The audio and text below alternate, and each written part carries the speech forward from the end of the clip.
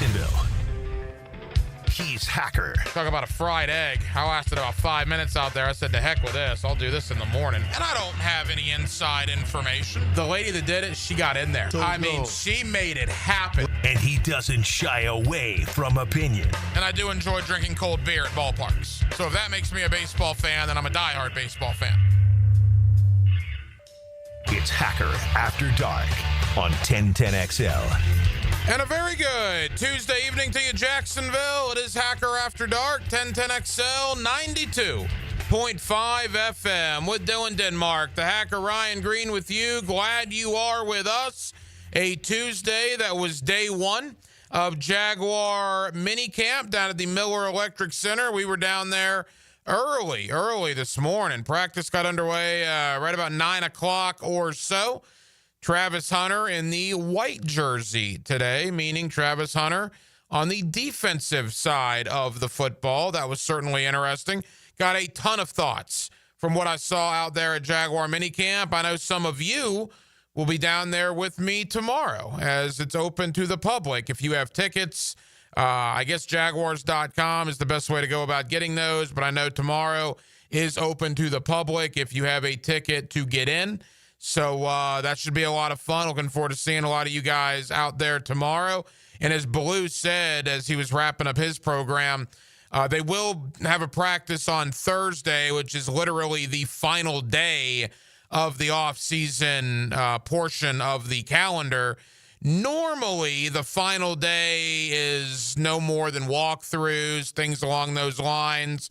Guys have flights to catch, right? Guys are going to get out of here for about a month before training camp gets underway.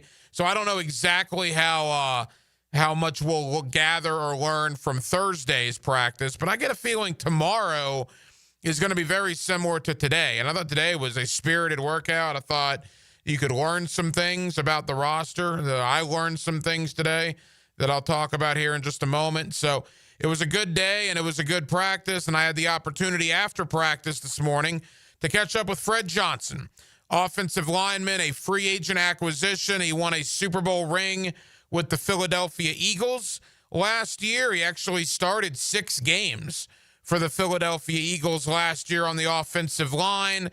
Got a Super Bowl ring, is of course a former Florida Gator, is one of 6 new offensive linemen that were brought in either in pro free agency or in the draft class. So my conversation with former Gator and now current Jaguar offensive lineman Fred Johnson, that comes up here in about 15 minutes or so. Also, our NFC North preview continues. Last night we were in Detroit. Tomorrow we will go to Chicago and to Minneapolis. Tonight, it's all about the Green Bay Packers. Andy Herman, the Pack-A-Day podcast and the Pack-A-Day radio show on 105.7 up in Milwaukee. He is my guy when it comes to the Green Bay Packers. We will talk about their offseason. We will talk about the release of Jair Alexander and what that may or may not mean here in Jacksonville. And we will certainly talk a little Anthony Campanelli, who obviously was the linebacker coach in Green Bay last year, now the defensive coordinator here with your Jacksonville Jaguars. We're going to cover a lot with my guy up in Green Bay, Andy Herman. He joins us coming up here towards the bottom, little after the bottom of the 8 o'clock hour. And Trevor Lane of the NBA Front Office Show as we talk NBA Finals, a little NBA Draft, NBA storylines heading into the summer. Trevor Lane joins us coming up towards the top of 9 o'clock. So we're absolutely loaded. We're with you till 10 o'clock as we are every night, and we're certainly glad you are spending part of your Tuesday evening with us. Every night here on Hacker After Dark, we do kick it off with a big deal of the night, and Dylan Denmark. Let's do that right now. Time now for the big deal of the night. What's the big deal? What is the big deal? No big deal. It is a big deal. On Hacker After Dark. You know, I talked to you last night about how positive I am with the direction of this football team. I talked to you last night about how I'm not normally sunshine and rainbows guy, and I don't think I'm sunshine and rainbows guy necessarily now, But I do appreciate the vision of Cohen and Baselli and certainly Gladstone and what they're building here, trying to build here. I like the direction. I like what I'm seeing out there. And I'm kind of drinking a little bit of the Jaguar Kool-Aid here in the month of June. As I often talk about, June, July, August are the months of hope for all 32 NFL teams, fan bases, and dare I say, media. Reality will come to some of those people in September. Reality hit us in September last year. Remember, we had all the hopes and dreams of competing for an AFC South title, and those were pretty much shattered in September of 2024. That's when reality hit us in the face. Hopefully that doesn't happen 2 years in a row. And I am also the guy, and I don't want to throw stones in a glass house, I'm also the guy that doesn't really appreciate the national media taking shots or digs at the Jaguars. I probably let that sort of stuff bother me a little more than it should. I think some of us, maybe most of us listening, most of you listening right now, are like me. You don't like it when the national folks take shots at us. You get your feathers ruffled, your backbone raised a little bit, right? Should we let it bother us? Probably not, but it does. I think it's, common nature here in Jacksonville. It's second nature that we defend ourselves from those national attacks, the national distaste that some have for the Jaguar organization. I say all that to say this.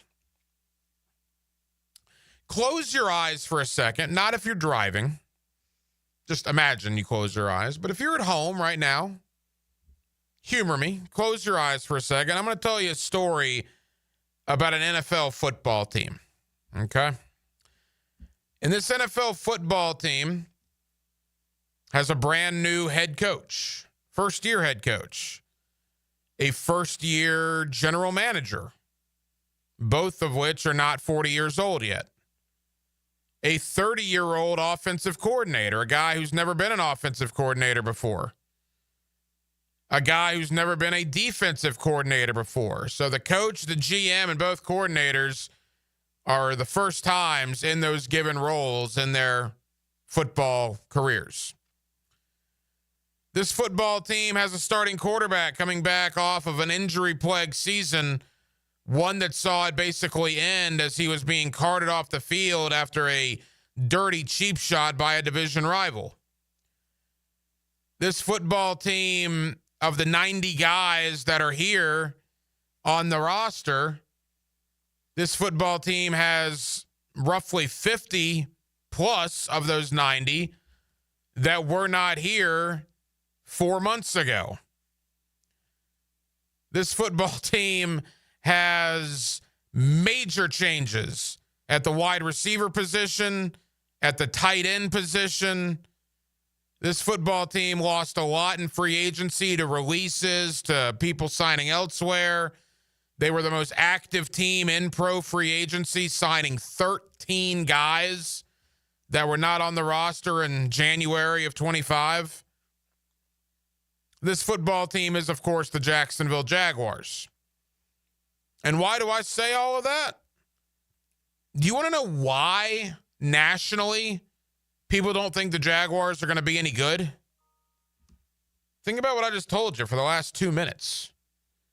If we were talking about any other team in the National Football League tonight here on Hacker After Dark, if I mentioned Team X or Team Y or Team Z, whoever, had a first-year head coach, a first-year GM, a first-year offensive coordinator, a first-year defensive coordinator, a quarterback that hasn't lived up to the number one pick and is coming off a brutal injury to end last season, a football team that released their two best playmakers from the last couple of years in Evan Ingram and Christian Kirk, a football team that is relying on raising the floor of the roster, in their own words, by bringing in good players, but they didn't really make a splash in free agency, with the likes of Patrick McCarry and Jordan Lewis and Eric Murray, Hunter Long, Johnny Munt, right?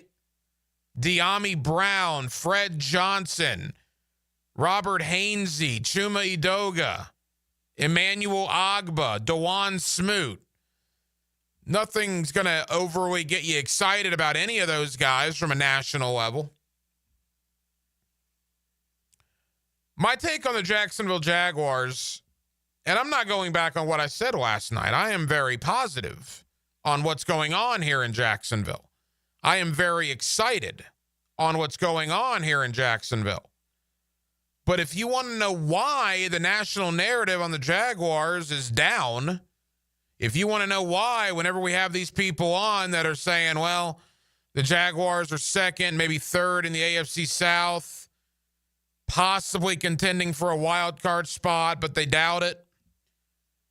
We wouldn't believe in a team outside of Jacksonville either that has all the holes in it that our team does.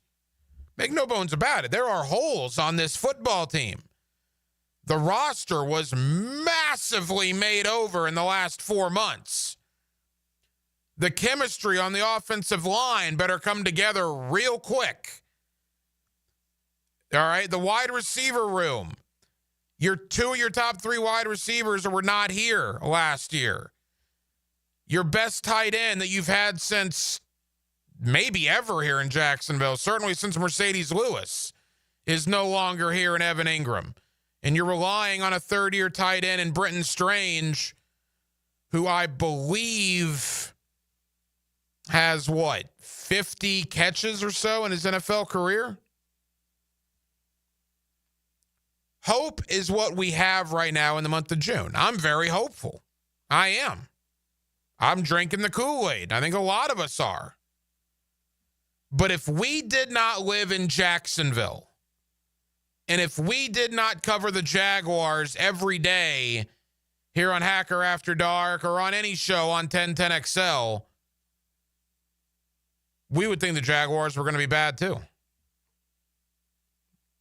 Why should anybody outside of Jacksonville, with everything I just laid out, from all the newness with the roster, newness with the coaching staff, unfamiliarity with a lot of key positions, why would anybody think Jacksonville is going to make any noise in 2025 if you didn't live here or if you didn't support this team?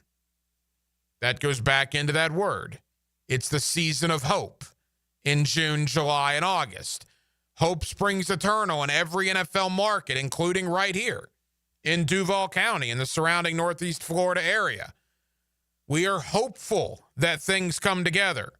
I am very hopeful at what I've seen at OTAs and minicamp so far. But as an objective broadcast journalist or anybody that covers the league outside of Jacksonville, I don't blame them for thinking Jacksonville is not going to be very good this year. Because on the surface, on paper, you look at everything that's transpired this offseason, from a national perspective, why should anybody think Jacksonville is going to be any good? We'll find out soon enough. We'll find out come September, October, and certainly November. That will tell the tale of the 2025 Jaguars. I'm hopeful. You're hopeful. But I'm also a realist. And when you look at some of this roster and you look at the newness and everything that's come in, can it come together quick enough to be in contention in 2025? We shall see. And we'll get those answers soon enough. 641-1010 on the text line, designed by Lifetime Enclosures. Your thoughts are always welcome. Again, we will continue our NFC North preview coming up in about 25 minutes. My guy up in Green Bay, Andy Herman, the Pack-A-Day radio show on 105.7 in Milwaukee. We'll talk about the Packers offseason. We will talk about Jair Alexander and what that may or may not mean in Jacksonville. We'll talk about Anthony Campanile as well. We'll hit a lot of topics with Andy Herman of the Pack-A-Day podcast up in Green Bay. That comes up in about 20 or so minutes. Coming up next, I had the opportunity earlier today down at the Miller Electric Center, day one of Jaguar minicamp, to catch up with Fred Johnson, a man that was undrafted in 2019, a man that found himself starting 6 games last year for the eventual world champion Philadelphia Eagles, a man that's got a Super Bowl ring on his finger, a man that I think is going to be competing for a starting spot here in Jacksonville, and a man that played ball down at the University of Florida. We got a lot to cover with Fred Johnson. You'll hear that conversation next on a Tuesday night here in Northeast Florida. Hacker After Dark. Glad you're with us. It's 1010XL and it's 92.5 FM. Dan Hicken. You know my song, Love Me Sexy? Yeah, everybody loves that song, man. It was #1 in the country. I stole it. No. Jeff Prosser. Sure, you've all heard the rumors, and they are true. Mornings on 1010XL. This thing was a disaster from the word go.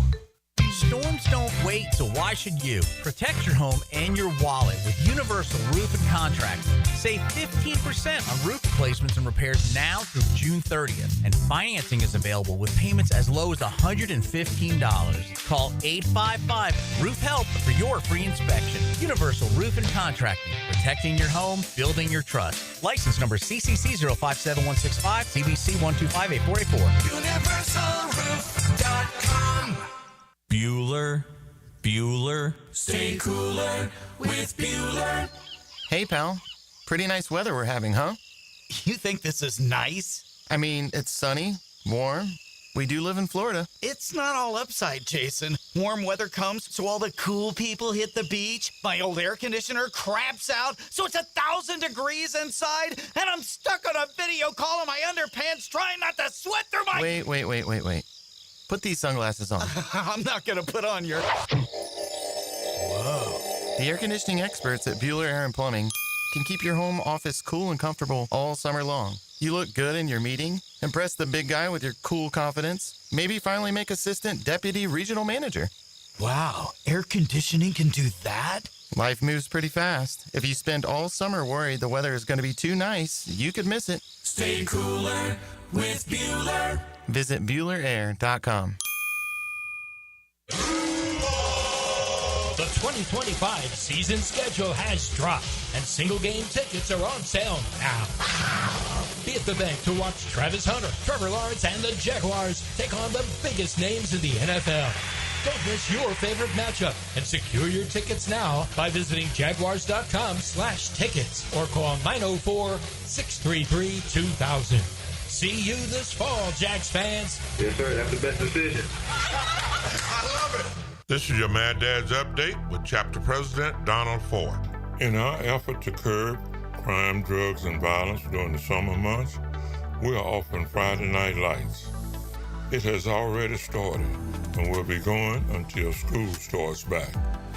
It is every Friday night from 6:30 to 9:30 at the Blacktop, 5732 Normandy Boulevard, and behind the Potter's House Christian Academy. We manage 3 basketball courts. You are not running on the cement. We have covering on each court. The Lakers, the Magic, and the Heat. Ages 15 to 40 years old. This will give them something to do other than selling drugs and getting into trouble.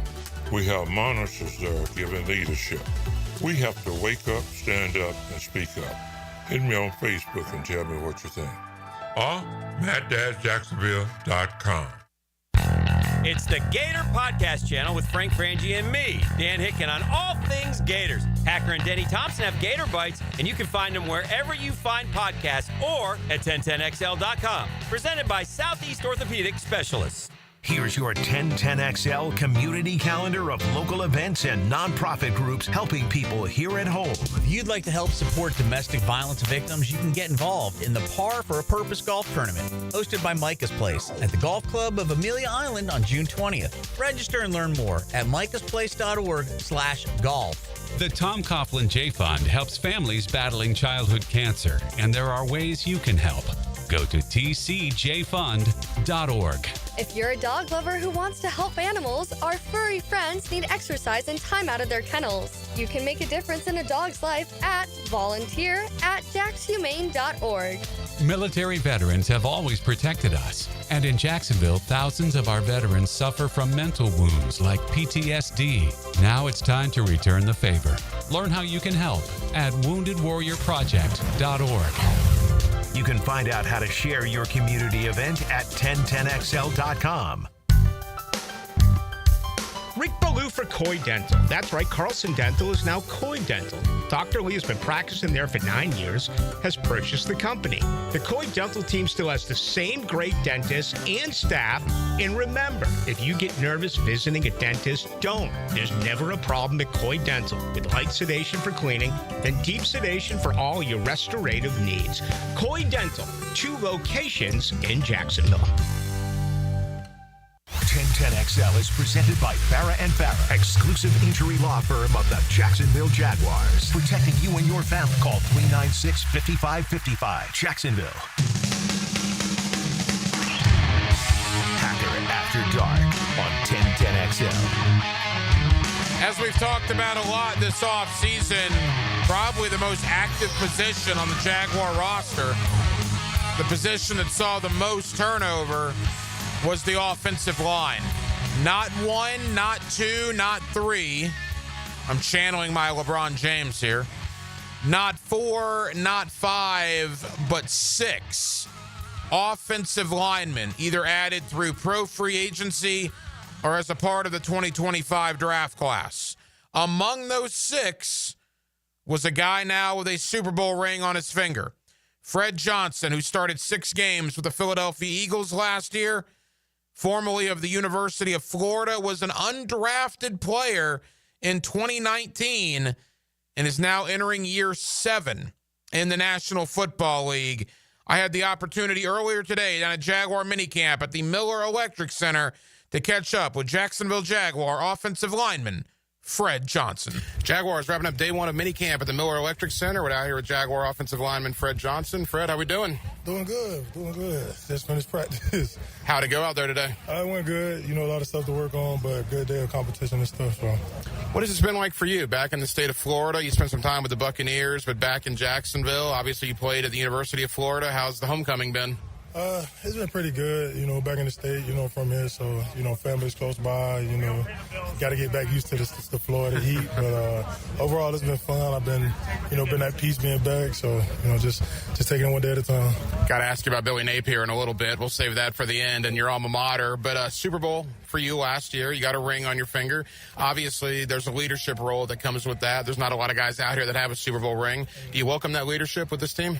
Yeah, I welcome it. Obviously, I knew, coming off the season I had last year with the team and then, winning the Super Bowl, I come here with a different perspective that, some guys can't offer, being that I was part of a winning team for multiple years. And, I welcome that role, day in and day out. They need me to step up, I will. They need me to mentor guys. I'll take them under my wing. That just comes with the game, comes with the business. I'm a vet, so obviously I want the young guys to succeed because they're going to be here way longer after me. So, well, one of the things you provide as well, an undrafted free agent, and you've made it. You're year 7, year 8 in the league. What guidance do you give for some of the undrafted guys here?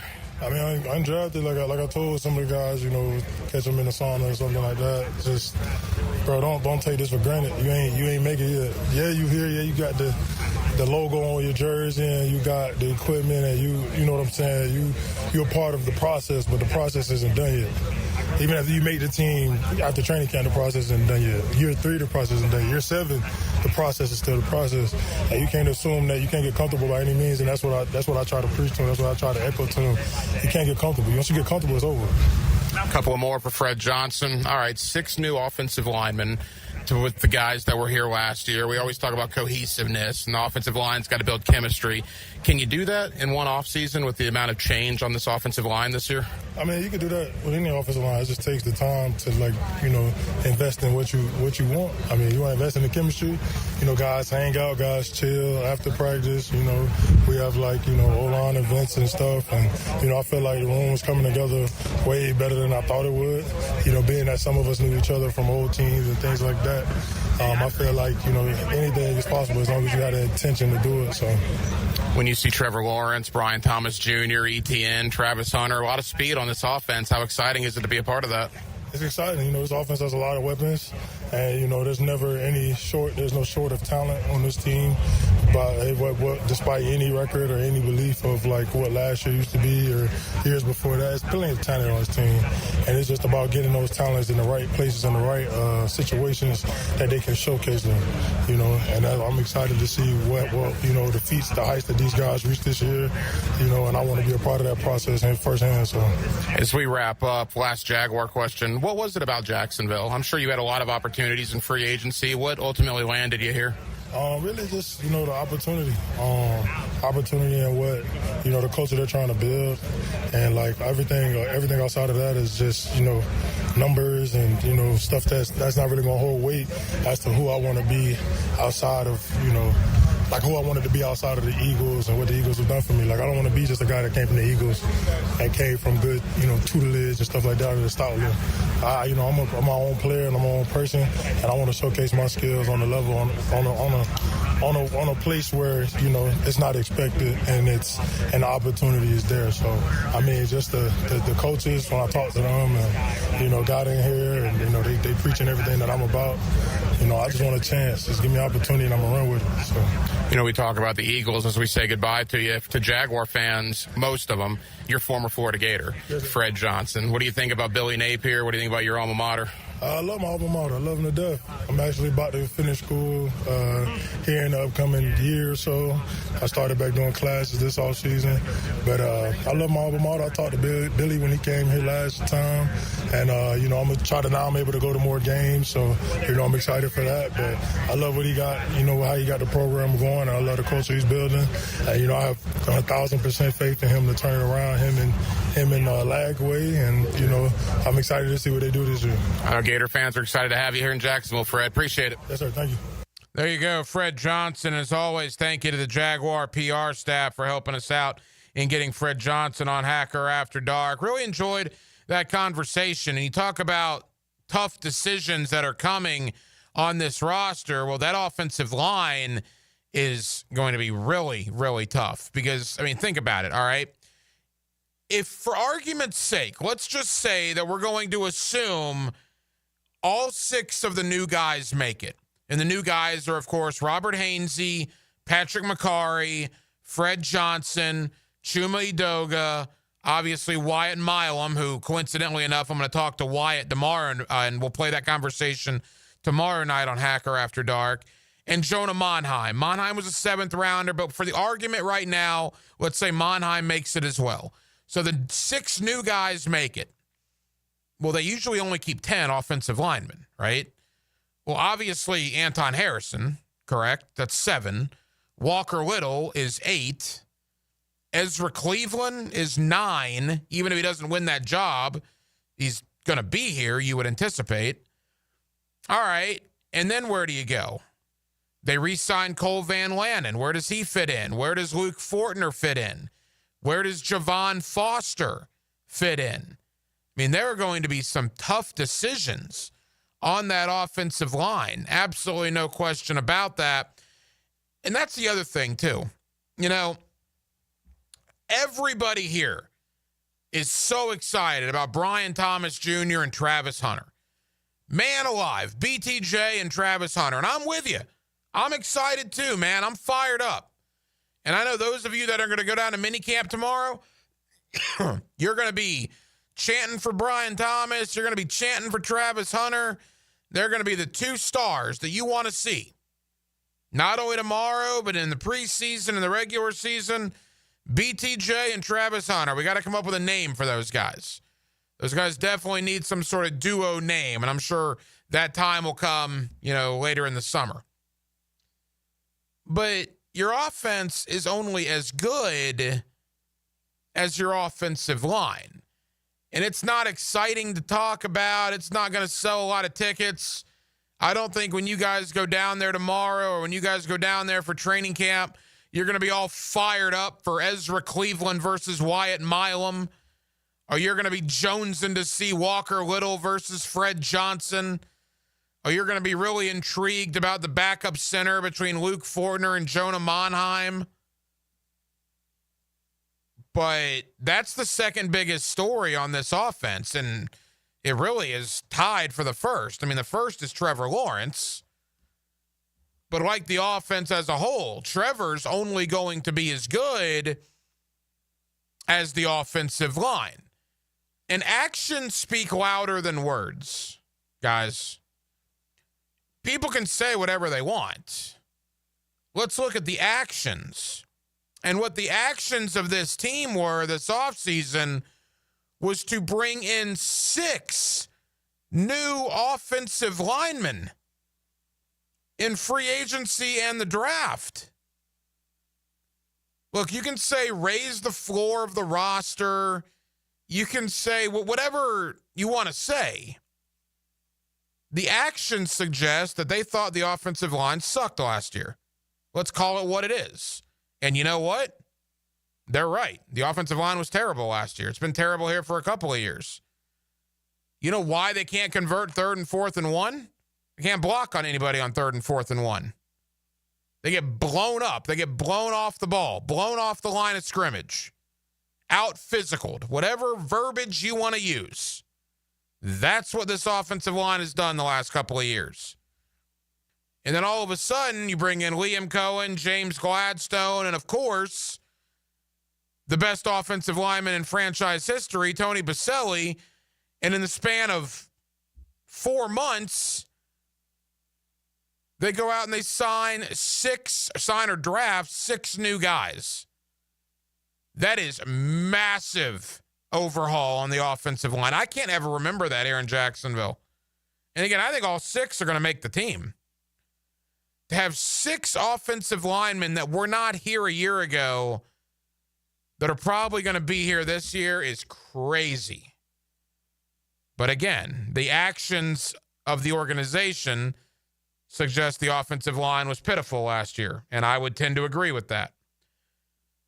I'm excited about Travis Hunter and Brian Thomas too, man. I'm fired up, and I hope it works out well, and I hope Trevor Lawrence has a career year. I believe he will. That's my hope right now.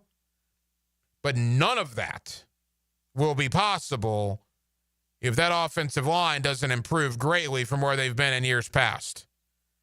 And it's guys like Fred Johnson and Patrick McCarry and Robert Hainsey and Chuma Edoga and Wyatt Milam and Jonah Monheim, the 6 new guys.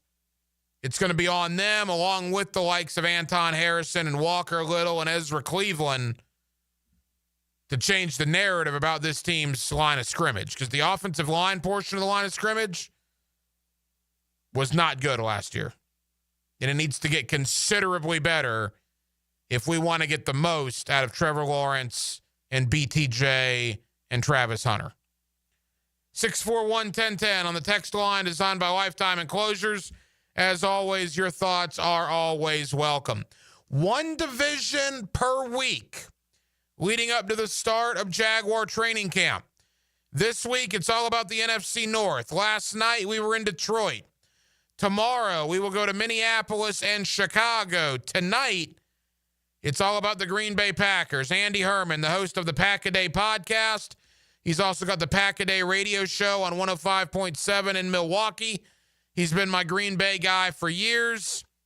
Let's talk about Jordan Love. Let's talk about the Green Bay Packers, the offseason that was. Let's talk about Jair Alexander getting released. And yes, let's talk about new Jaguar defensive coordinator Anthony Campanelli, who was in Green Bay last season. Let's do all that with Andy Herman, the Pack-A-Day podcast. He joins me next on a Tuesday night here in Jacksonville. We're glad you're with us right here on Hacker After Dark. A hot day, ice cold drinks, and smoking hot sports takes. I like that, man. I like that. 1010XL, your summertime fun station. Baloo here for Smoonez Vision. Why Smoonez Vision? Well, I've been with Dr. Neil Smoonez now since I got back to Jacksonville in 2006. 37 years of experience he has. Smoonez Vision is a family organization that focuses on personal high-quality medical and surgical eye care. Dr. Catherine Smoonez is fellowship-trained in cornea and cataract surgery and all refractive surgery. Combined, that's 30 years plus in laser eye surgery. Visit SmoonezVision.com today. Here you can see. For a lot of us, saving up a down payment can be the biggest barrier to buying a home. So Rocket Mortgage is lowering down payments to 1% for eligible home buyers with One Plus. Because everyone deserves their shot at the American dream. Call 800-4ROCKET or visit rocket.com to get a head start on your starter home.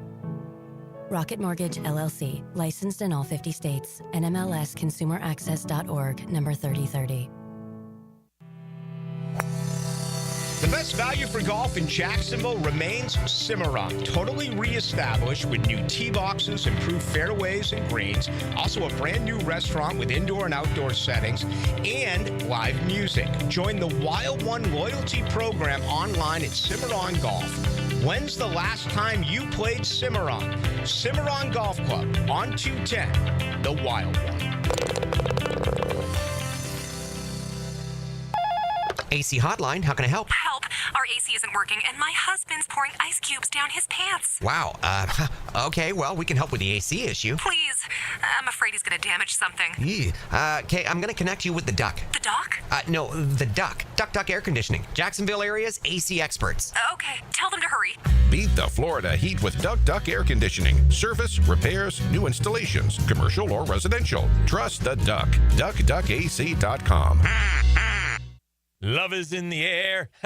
Beards Diamonds. Listen up, couples. Got you a great offer. Hicken here. For a limited time, buy one, get one free on all wedding bands. That's right. When you buy his wedding band, get hers free. Buy hers, get his free. Save up to $10,000, man. Are you about to get married? Been married for years, thinking it's time for an upgrade? Don't miss the deal of the year on the ultimate symbol of love. Beards has hundreds of bands, top designers, white gold, yellow gold, rose gold, titanium, platinum, plain bands, channel set bands. You get the idea. Nobody has a bigger or better selection of wedding bands than Beards. So get to Beards now. Find the wedding band that reflects your style and your personality. Buy one, get the second one free. The big box corporate jewelry stores can't or won't do this, but Beards can. And it's happening through June 23rd. Buy one wedding band, get the second one free. Don't miss this opportunity to celebrate your eternal love with the eternal symbol. For a limited time, buy one, get one free on all wedding bands. That's right. When you buy his wedding band, get hers free. Buy hers, get his free. Shop local. Beards Diamonds at the St. John's Town. I open the door and take you inside the locker room to get you closer to the field, the players and coaches you care about. Get a look at Hayes' blog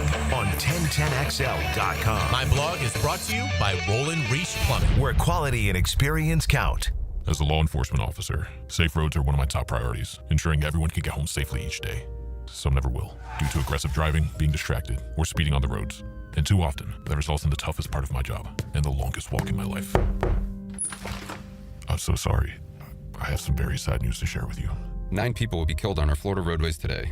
Don't let it be you or a person you love. Buckle up every trip, every time. Let's get everyone home safely. A message from Florida Department of Transportation, Target Zero. For more information, visit targetzerofl.com. Okay, for this Cannons of Jacksonville commercial, we need an idea to really come out with a bang. Like having a guy shot out of a cannon. Nah, too messy. In fact, Cannons is known for all your towing needs. So like my car won't start. No. Towing products. Cannons does custom welding fabrication and installation of trailer hitches, goosenecks, tow bars, truck racks. So you might say Cannons is my best shot at finding that inventory in stock? Boom. You said it. Visit cannonsofjacks.com. Hey, Jacksonville, it's Dan Hicken with a game changer. I've tested the field, and Checkmate Coatings is my new go-to for durable, jaw-dropping floor coating. Better play, better results. I'm Brendan with Checkmate Coating. We coat it all. Garages, pool decks, driveways, and patios. Be the envy of your neighbors. Slam dunk your floors at checkmatecoatings.com. Checkmate Coating, your floor's missing piece. Checkmate Coatings, your floor's missing piece. Instant Keys. You don't have to go to the dealer. Instant Keys comes to you. Call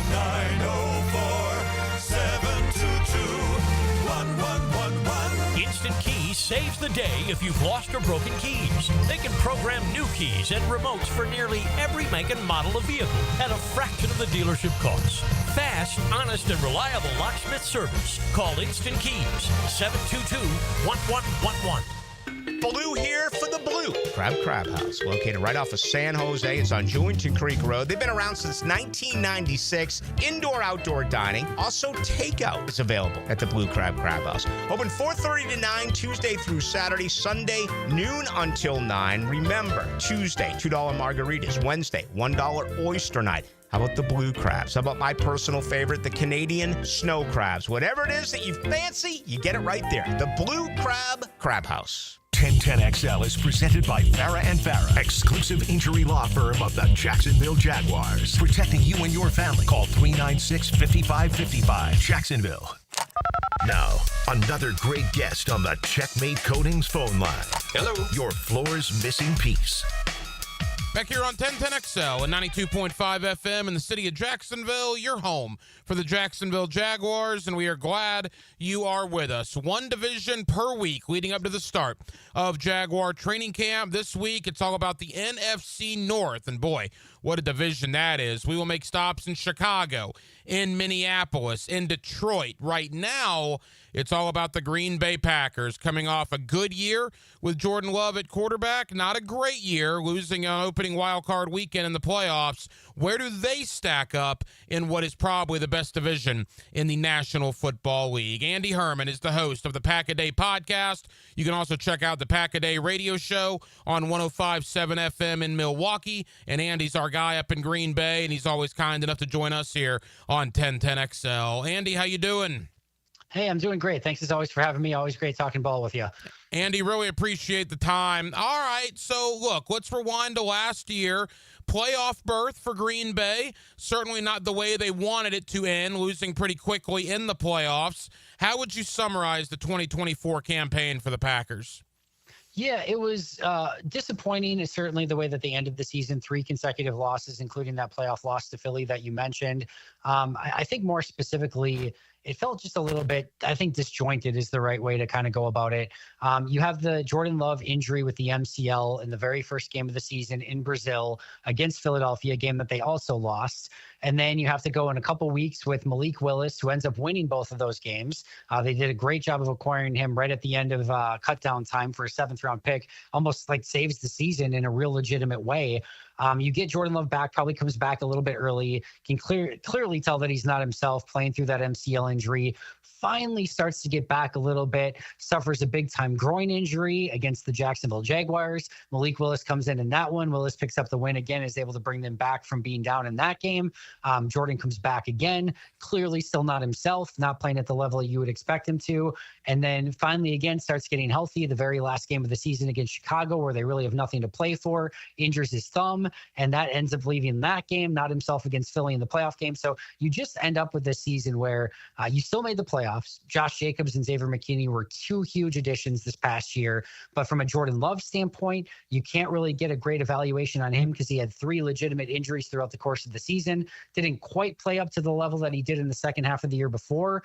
Still played well, still was a legitimately good starting quarterback in the NFL. But now I think you're left in this sort of interesting situation in 2025 of who exactly is Jordan, what exactly is this team, and can they bounce back and actually beat some good teams, which was really their Achilles heel this past year, where they went 0-6 against Philly, Detroit, and Minnesota in their 6 games combined against those 3 teams. Well, you mentioned Jordan Love. Obviously, when he's healthy, Andy, he's very, very good. But as you said, he had 3 legitimate injuries last year. Is there a concern about Jordan Love and being injury prone, I guess? No, I wouldn't say that. And I don't think, he would certainly deserve that moniker as of yet. He's been healthy throughout his career. Obviously, definitely went through it this past year. I will also give Jordan a ton of credit through playing through the vast majority of those. The fact that he really only missed 2 starts despite what was a pretty significant MCL injury. He battled through it. He played and found ways to still be at least serviceable in those games, even when he wasn't quite himself. So I wouldn't necessarily go there yet, but it does really feel like this is sort of the career-defining season for for Jordan, where this is year 6, this is year 3 as a starter. He knows the playbook. You can tell even in OTA so far, like he's going through progressions, knows everything like the back of his hand. It's really crazy, just like how much of a veteran he looks like out there already, which it should be in year 6, I guess, but it's still kind of remarkable nonetheless. And now, like, what version of Jair, or sorry, I'm thinking Jair because of all the Jair news today. What version of Jordan do we see throughout the entirety of this season moving forward, and what like level can he get to, and can he be a legitimate top 10 quarterback in this league? Andy Herman, the host of the Pack-A-Day podcast, also the Pack-A-Day radio show on 105.7 in Milwaukee. He's our guy when it comes to the Packers, and Andy's always kind enough to join us here on 1010XL. All right, and we're going to get to Jair Alexander, by the way. There's some talk about him here in Jacksonville, so that'll certainly be something we hit on in a moment. But on the offensive side of the ball, Andy, the talent surrounding Jordan Love. We know they've had a lot of good wide receivers, maybe not a great wide receiver. You mentioned Josh Jacobs was a good addition last year in that running back room. How would you assess the skill talent around Jordan Love heading into 2025? Yeah, it's a really unique situation. Obviously, Josh Jacobs is a stud. He played great a year ago. They basically redesigned the offense for him in real time and made it more of like a power running game, really changed it over from what it was from Aaron Jones into this more Josh Jacobs style of a running game. And it was very successful, but it didn't necessarily have the same connective tissue that Aaron Jones's offense did with all the bootlegs and the play action and the rollouts and all those different sort of things that were very successful with Aaron Jones. So I think they still have to get back to doing a little bit more of that and just finding ways for the run game to connect to the play action game a little bit better. And I think Jordan being healthy will be a huge portion of that as well. But then outside of Josh Jacobs, you have this entire group of weapons where just hope springs eternal. And there's all of these really talented players, from even like Marshawn Lloyd is backing up Josh Jacobs, who was a 3rd-round pick a year ago, who was injured all of last year, to Luke Musgrave and Tucker Kraft, the tight end. Kraft's already really come into his own, but there's still a lot of hope for Luke Musgrave as a number 2. He's also battled injuries a ton. And then, of course, at wide receiver, from guys like Romeo Dobbs, Matthew Golden, who they spent a 1st-round pick on this year, Dontavian Wicks, Jaden Reed, Christian Watson at some point coming back from injury. They go get McCole Hardman. Like, there's a lot of different, very unique players that are on this team already that they are very high on, but nobody has really, again, become that go-to player when they need it most. And I think that's going to be something that needs to have happen. I don't know that they need a true number 1. I don't know that they don't have enough weapons to go out and beat. Maybe if they can't beat the number 1 corner, maybe they can still beat the number 2 or the 3 or whatever it might end up being. But I do think they need to find somebody that they feel like they can go to with a level of consistency in the red zone and have to have it downs and 3rd and longs, etc. And if that guy doesn't step up, it's going to still potentially be a problem. But I do think that there's a lot of potential answers. Now the big question just remains, is there one that actually steps up and take it? Last year they did not. This year, hopefully, again, going with a 1st-round pick in Matthew Golden, a 3rd-round pick in Savion Williams, and all those guys that they already have, they're hoping that somebody takes it. And with all that competition there, it brings out the best in everybody. Andy, on the defensive side of the ball, let's go to Jair Alexander, released by Green Bay. Obviously, is going to have a pretty good market, you would think, when he does officially hit the free agent wire. Why did it not work out for Jair Alexander and the Green Bay Packers? Yeah, this had nothing to do with really the talent evaluation of Jair. He's still a really good cover corner. And I think we saw, on the open market, a player of Jair's talent goes for about $17.5 million, which is what he was about to make this year.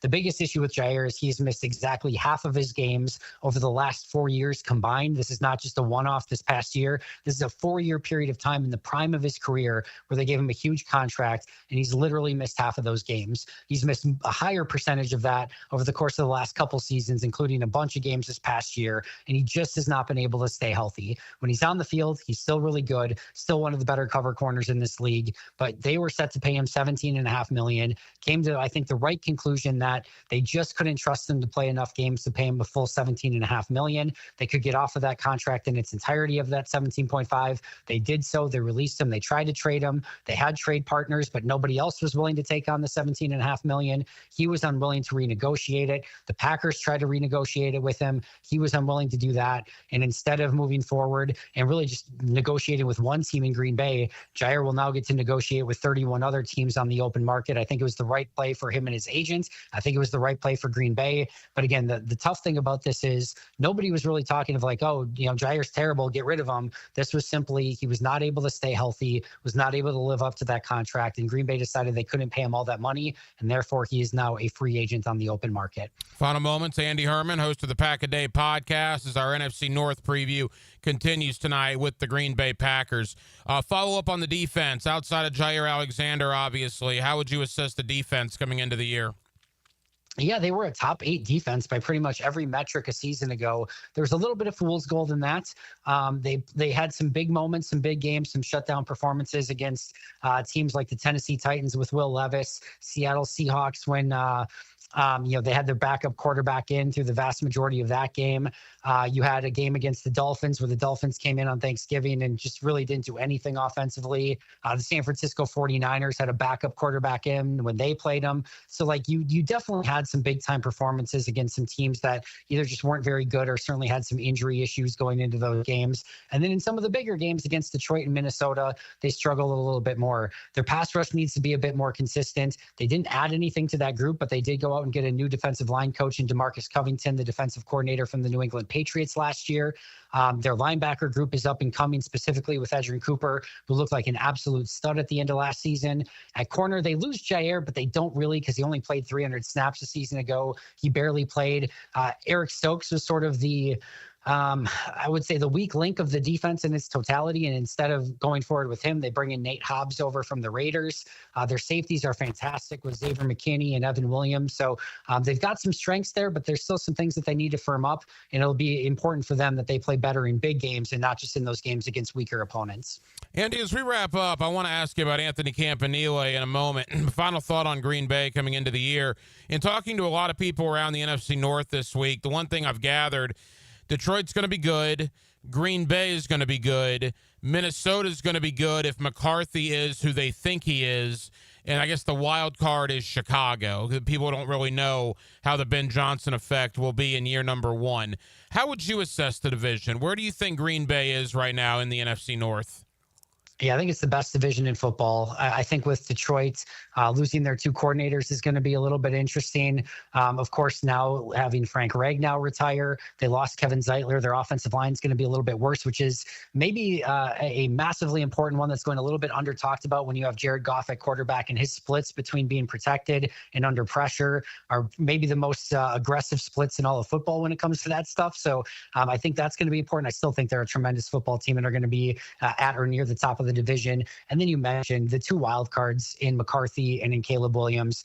This is going to alter the NFC and the NFC North for the foreseeable future. If those 2 end up being studs and legitimately really good starting quarterbacks in the NFL, this is going to remain one of the most competitive divisions for a very, very long period of time. And of course, if either of them gets those evaluations wrong and Caleb cannot be the guy or McCarthy cannot be the guy, either one of those teams could sink to the bottom of the division for the foreseeable future. So I think those are the 2 big mystery boxes. I still think Green Bay is in the conversation, but if you told me that these teams really fell anywhere, between 1 and 4, outside of maybe Chicago probably being again the weaker link of the 4 right now, but still I think a playoff caliber team if things hit right, this has the ability to be a very fun season. I think all 4 could end up almost anywhere in the standings this year. And the absolutely crazy thing, not that the NFC North isn't really hard in and of itself, but all you guys play, I believe, the AFC North and the NFC East this year. Correct. So it's a very difficult schedule. Yeah, all 4 teams just have a brutal schedule.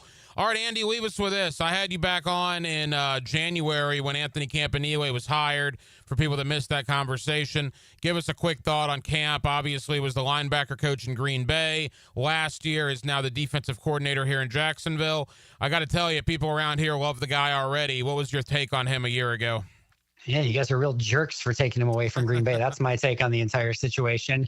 Obviously going from linebackers coach to defensive coordinator, it's an entirely different group of responsibilities. So as far as how that transition is going to go, that's anyone's guess. But as far as a coach, he's fiery, he's energetic, he knows the game, he knows how to coach players. And just what he did in Green Bay, I thought Quay Walker played some of his best football of his entire career at the end of last year under the tutelage of Anthony Campanile, and Edgerrin Cooper going from a player that looked like he was learning the NFL position of linebacker from that transition to college to being one of the absolute studs at the position by the end of last year. They saw a ton of growth within that position. I am mostly hoping that we do not see any sort of regression with Anthony Campanelli being gone. And I have some real legitimate fear there that these two young linebackers maybe take a little bit of a step back with him being in Jacksonville instead of Green Bay. So hopefully that's not the case, but tremendous coach. Now the big question is just going to be, how does he do as a coordinator? But I think you've got a really, really good one. And hopefully he's as good of a coordinator as he was as a linebackers coach for you guys. Andy, we know there's Green Bay fans everywhere, including right here in Northeast Florida. Tell the Green Bay fans in our area about the Pack-A-Day podcast and the Pack-A-Day radio show. Yeah, you can find me 365 days a year wherever you get your favorite podcasts at the Pack-A-Day podcast, also on the YouTube channel for Pack-A-Day podcasts, and then Pack-A-Day radio show in the Milwaukee area. You can also get it on thefanmilwaukee.com or on the free Odyssey app. So check us out wherever you can. Andy Herman is our guy up in Green Bay, the Pack-A-Day podcast, as well as the Pack-A-Day radio show. Andy, I know you're busy. Thank you for the time. We'll talk again soon. Sounds great. Thanks so much. Appreciate you. Meet 1010XL's Afternoon Warrior. Full transparency, I've never done battle. Hayes Carlisle. I've just pushed some people and run away.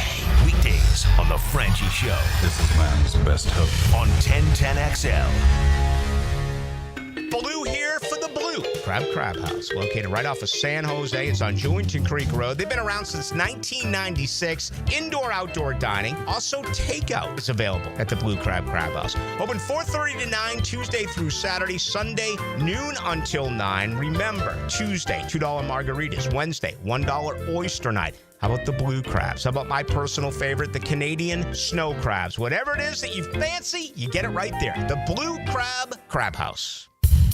Craving a cold one? Well, zip into one of the great gate locations you see all over town and pick up a cold Bud Light, or a Natty, or an Ultra.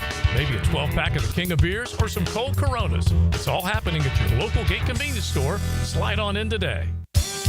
Hey folks, Rick Ballou here for John's Auto. They've been a staple in Jacksonville going all the way back to 1985. At John's Auto, they service all makes, all models, cars, trucks, diesel, you name it, they do it. Whether it's routine maintenance or a complete engine overhaul. Call John's Auto on Arlington Road. That's 904-743-3857 or go to johnsautomotivejacks.com. Home of the Jacksonville Jaguars. WJXL AM Jacksonville Beach. WJXL FM Jacksonville Beach. Bueller. Stay cooler with Bueller. Hey, pal. Pretty nice weather we're having, huh? You think this is nice? I mean, it's sunny, warm. We do live in Florida. It's not all upside, Jason. Warm weather comes, so all the cool people hit the beach. My old air conditioner craps out, so it's 1,000 degrees inside, and I'm stuck on a video call in my underpants trying not to sweat through my... Wait. Put these sunglasses on. I'm not going to put on your... Whoa. The air conditioning experts at Bueller Air and Plumbing can keep your home office cool and comfortable all summer long. You look good in your meeting, impress the big guy with your cool confidence, maybe finally make assistant deputy regional manager. Wow, air conditioning can do that? Life moves pretty fast. If you spend all summer worried the weather is going to be too nice, you could miss it. Stay cooler with Bueller. Visit BuellerAir.com. Prosser here for Lifetime Enclosures and Lifetime Flooring. With the weather now hot as can be, look ahead and get that backyard ready for fall with a new open air or screened-in enclosure. Maximize the space you have and make it great with Lifetime Enclosures and Lifetime Flooring. They truly are the best in the business. So if you have the space and the idea, give them a call today. Lifetime Enclosures and Lifetime Flooring. Showroom just off Phillips Highway. Tell them Prosser sent you. Hey, Hicken here, and you know I'm going to talk about skin. Yeah, it's hot outside, folks. The oven is on. Temps are in the 90s, and it's only getting hotter. I love the summer, but my skin doesn't. I do my best with dry-fit shirts, big floppy hats, plenty of water. My secret weapon, though, the sunscreen. I use it regularly. Maybe you should as well. Look, I've also been seeing docs at Peaches Dermatology for years, and my skin thanks me for it. I'm telling you, it could save your life. Book your appointment today at peachesdermatology.com. You waited forever for your new fence. Then strangers show up. Subcontractors rushing the job. Sent by the company you trusted. Frustrating, right?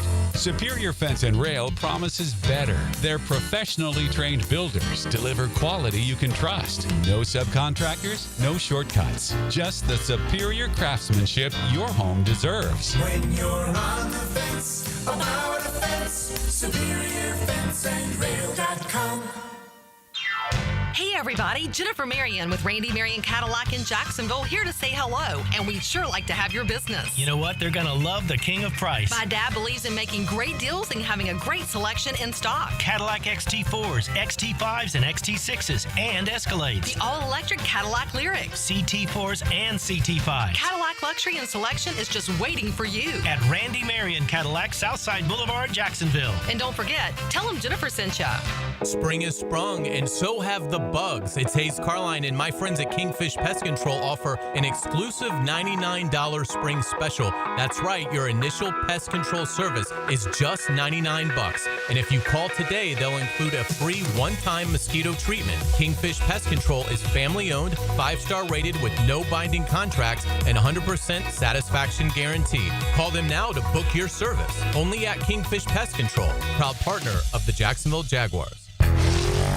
I'm with Greg from Cycles of Jacksonville, and Triumph has branched off from on-road to off-road. Give us the latest on what they've got. They've got the 250 and the 450. Rick Carmichael designed these bikes himself, and they are bad to the bone. So you're talking about a really cool effect from a bike off-road that Triumph had on-road forever. It is, and it's out there winning races, and it is fun to ride. Check it out, Cycles of Jacksonville, their showroom on Atlantic near Regency, or online on their Facebook page. A chipped windshield can turn into a big problem fast. Lauren Brooks here. Trust Novus Glass of Jacksonville for expert repair and replacement. Call 904-289-2905 for Novus Glass in Orange Park. 904-289-2905. 1010XL is presented by Farah and Farah, exclusive injury law firm of the Jacksonville Jaguars. Protecting you and your family. Call 396-5555. Jacksonville.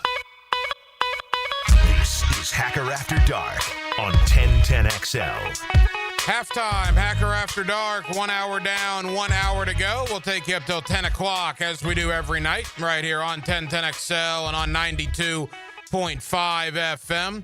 You know, about 35 minutes or so from right now towards the bottom of the 9 o'clock hour, my buddy Brent Beard, you see him locally on First Coast News. You get him weekly right here on Hacker After Dark. I'll say this about Brent.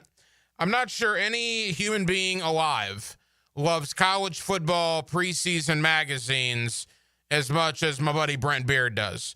Lindy's and Athlon are both out. We're going to talk to Brent about them. You know, I understand the entire world has gone digital, right? I totally get that. You know, you gotta acknowledge that fact. But there is still something to me about getting your hands on a preseason college football magazine, whether it's Lindy's, whether it's Athlon, whether it's Phil Steele. We'll have Phil Steele on later on this summer when his book comes out. But I love preseason magazines, not as much as Brent does, but I'm a big fan. It's just, and I'm curious, you know, when it comes to Florida and Florida State, Lindy's came out late last week. They have the Gators 1, 2, 3, 4, 5, 6. They have Florida 7th in the SEC coming into the year, behind Texas, LSU, Alabama, Georgia, Oklahoma, and South Carolina, which is interesting. Florida's right above Ole Miss, Auburn, and Missouri. Tennessee, A&M, Arkansas, Vandy, Kentucky, Mississippi State come up the rear. So Florida 7th in the Lindy's SEC preseason mag.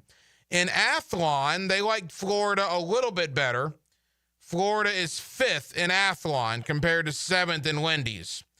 You look at Florida State, what's interesting here, in the Lindy's ACC preseason rankings, they have Florida State 4. So Lindy's really likes Florida State. Athlon does not. Athlon has the Seminoles 7. Normally, Denmark, you don't see a disparity like that in preseason magazines. I mean, when one has a team 4th in the conference, The other has that same team 7th in the conference. That's a pretty big disparity between those two publications. Yeah, well, I mean, no one knows what Florida State's going to be this year. No one knows what their talent's going to be like on the field, and no one knows or has much faith in Mike Norvell and what he can do. I mean, the perception of him at FSU has been he had a really good team for 1 year under Jordan Travis and doesn't have really anything else to show for, and Jordan Travis isn't going to be the quarterback this year. I like Mike Norvell. I think he's a good coach. I do have faith in Gus Malzahn because Gus Malzahn doesn't need to be a head coach, but Gus Malzahn's a terrific offensive mind. I don't have a lot of faith in Castellanos, the quarterback they got from BC. I think that's probably the best they could have done under the circumstances, but I do question that move a little bit. Although in Gus Malzahn's offense, Castellanos, I get why they made that move. But yeah, I mean, Florida State, again, we've talked about this, and the conversation will continue. 2-10 was a flipping disaster last year. 6-6 or 7-5 is a monumental improvement from 2-10. But I can tell you right now, Florida State fans, you're going to be pissed if you go 7-5. Even though that would be, again, a monumental improvement from 2-10. If Florida State goes 7-5, their fans are going to be ticked. There's absolutely no question about that. So we'll talk a little Wendy's, Athlon, preseason magazine time with my buddy Brent Beard. That comes up in about 30 minutes or so. Coming up next, Trevor Lane of the NBA Front Office Show. Let's talk about the finals. Game 3 tomorrow night. Thunder and the Pacers tied at a game apiece. So we'll talk finals. I want to talk a little NBA draft. That NBA calendar always moves. The draft is only a couple of weeks away.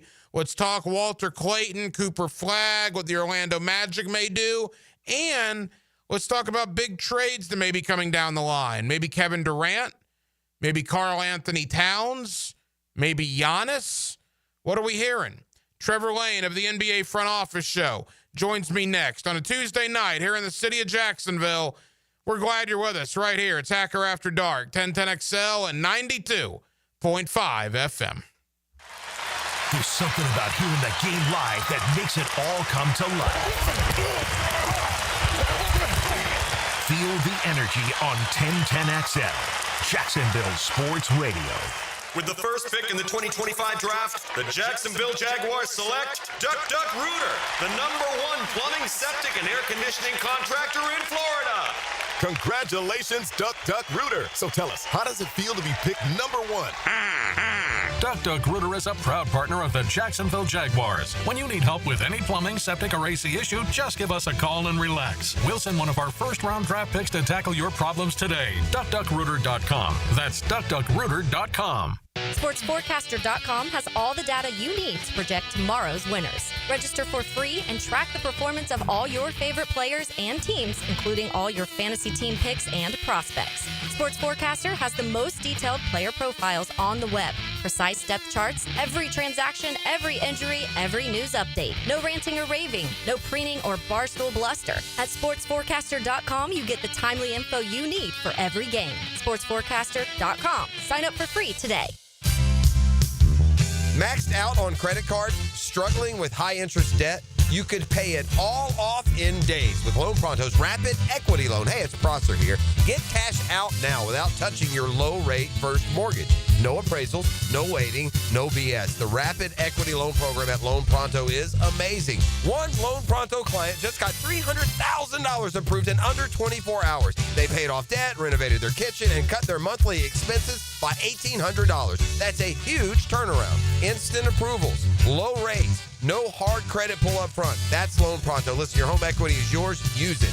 Get cash to consolidate your debt down to one easy, low monthly payment. Call Loan Pronto now for a free instant appraisal for your home and see how much cash you can get today. Loan Pronto is an A+ rated by the Better Business Bureau and have nearly 2,500 5-star Google reviews. Call now and start the conversation. Go to loanpronto.com or call 999-1508. That's loanpronto.com. For a lot of us, saving up a down payment can be the biggest barrier to buying a home. So Rocket Mortgage is lowering down payments to 1% for eligible home buyers with OnePlus. Because everyone deserves their shot at the American dream. call 800-4ROCKET or visit rocket.com to get a head start on your starter home. Rocket Mortgage, LLC, licensed in all 50 states, NMLSconsumeraccess.org, number 3030. What's the weekend in sports look like?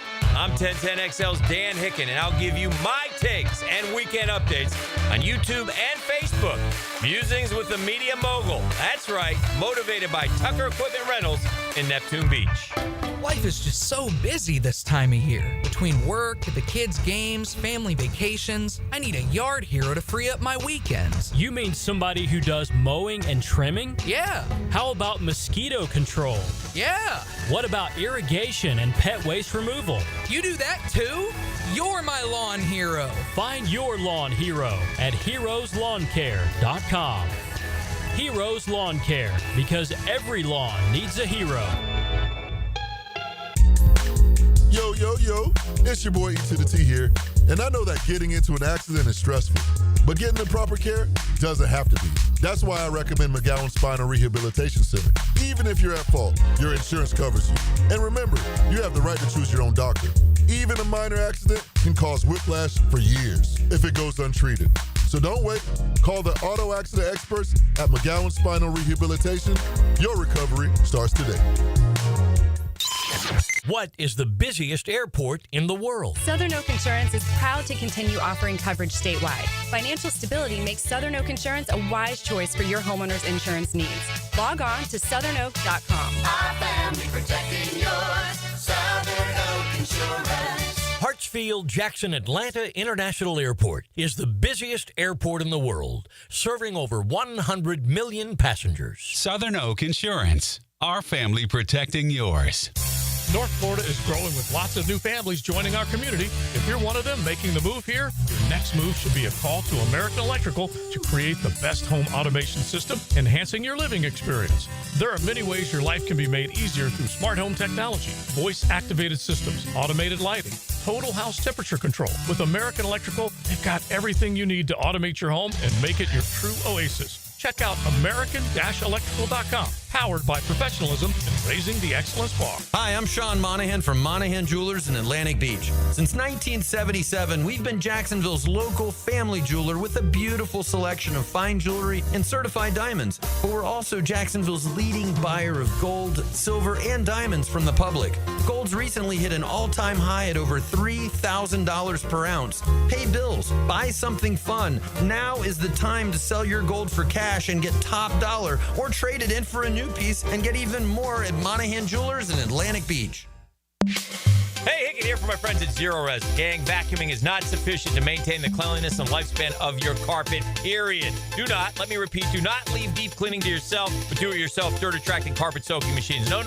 Call on the cleaning freaks from Zero Res. Big summer savings. 3 rooms of carpet clean starting at $129. Take 20% off air duct cleaning as well. Call them, 904-287-5727, and ask for the 1010XL special. Zero Res, call it forwards or backwards. It's the right way to clean.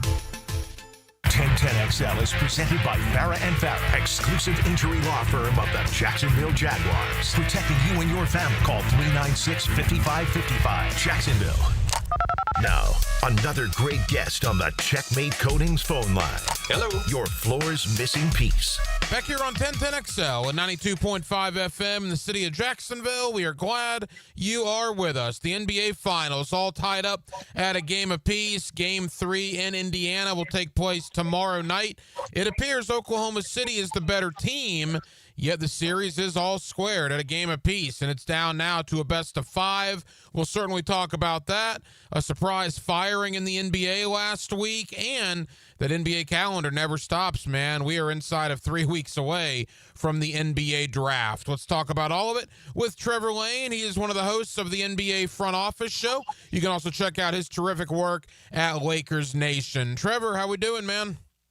Doing well, Ryan. Thank you for having me back on. It's an exciting time of year around the NBA with the finals, with the draft, with free agency, with trades, and all that kind of stuff. So busy next month plus, I think, that we're going to see here in the league. You know, there's certainly a lot of angles about the finals I want to get to with you, but in totality, 2 games in, how do you assess what you've seen so far?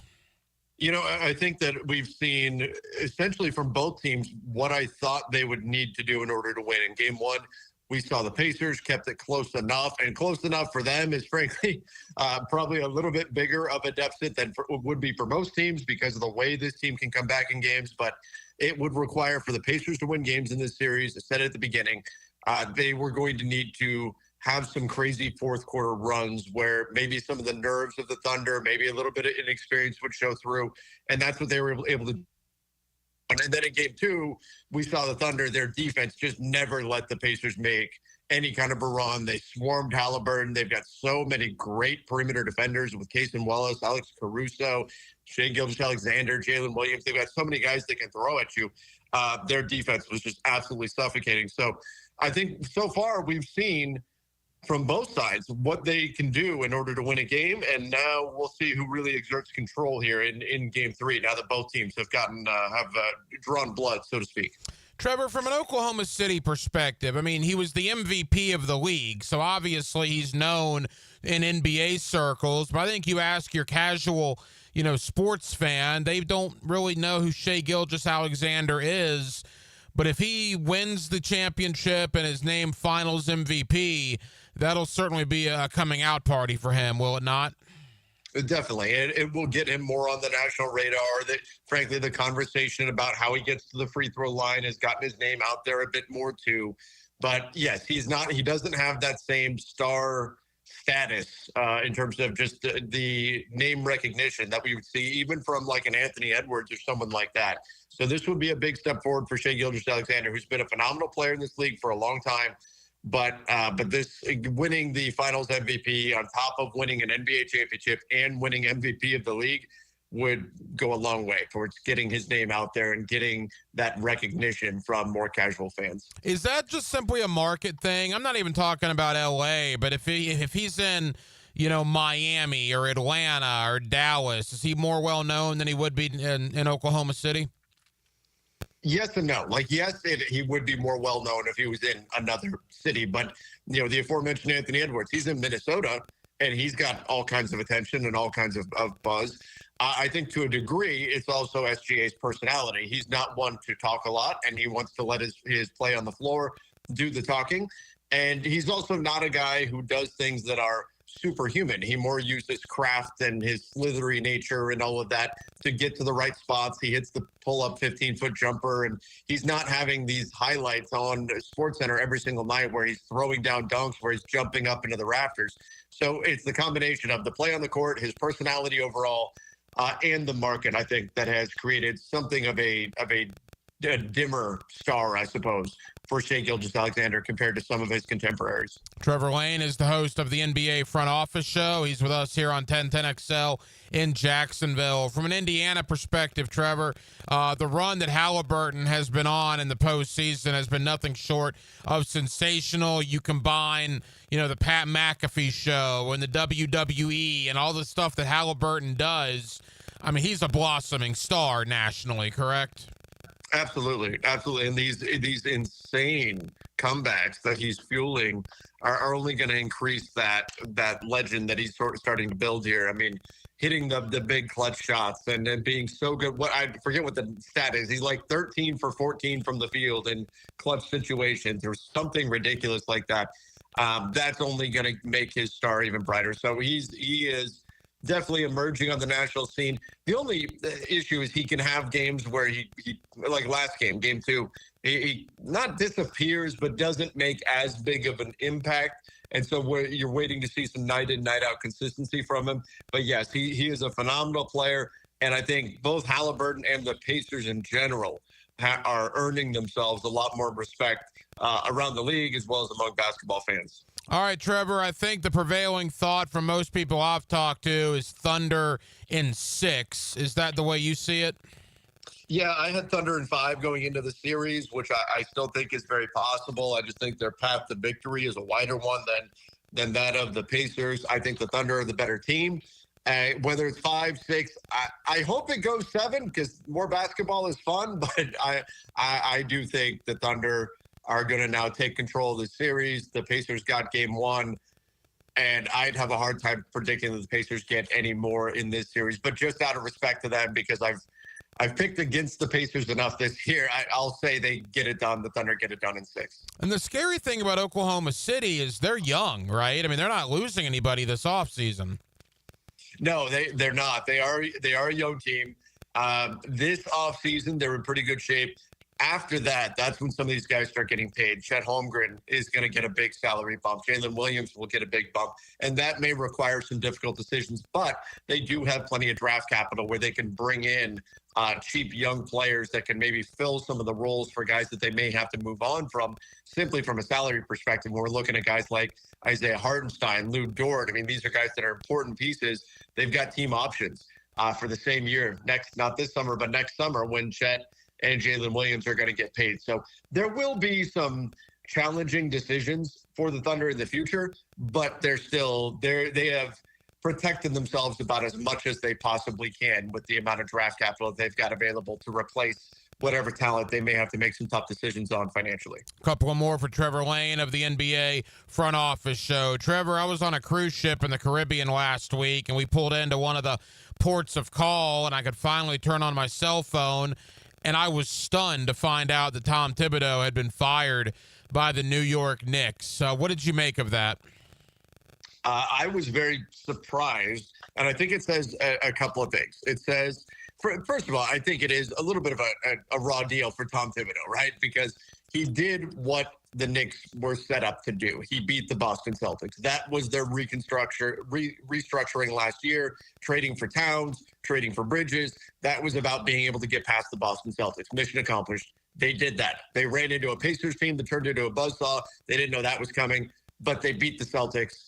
Tom Thibodeau did what he was supposed to do. They got to the Eastern Conference Finals. First Knicks team to do that in 25 years. So with those successes, a big picture, to lose your job after that that's a tough pill to swallow.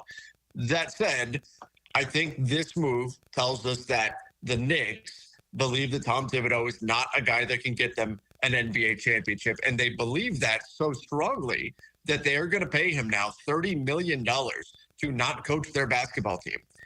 You have to have a lot of conviction that somebody else needs to be the guy to get them over the top in order to agree to pay a coach $30 million who just had a successful season to not coach your team anymore. So clearly the Knicks believe very strongly that somebody else is going to get the team to the next level now that they've beaten the Boston Celtics. Now they've got to get to another level if they're going to win an NBA championship, and they believe that it's going to be somebody else to do that. Who that will be, maybe it'll be Jason Kidd.